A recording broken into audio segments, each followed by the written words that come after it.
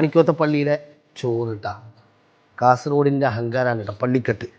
ആ ചോറും കാണിച്ചതാ. ചോറ് നല്ല കവറാക്കിയിട്ടുണ്ട് അത്. ഓ ചിക്കറി ഓക്കെ. ആഹാ,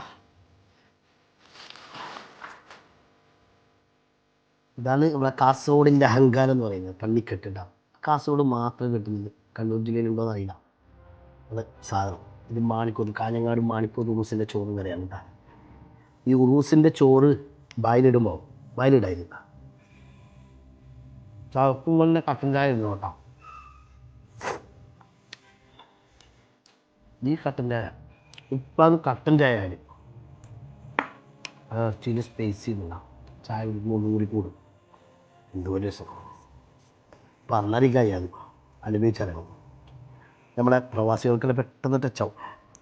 കട്ടൻ ചായ പാട്ടയിൽ തന്നെ വേണം. അതിൻ്റെ രസം ചതച്ചുകൊണ്ടും ചായ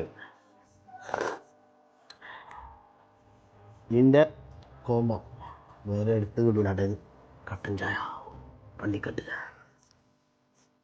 സന്തസ് പള്ളിയിട്ട് ഒരു ചോറും ഇവിടെ എടുത്തിട്ടാലും ആസ്വദിച്ച് നിന്നിട്ട്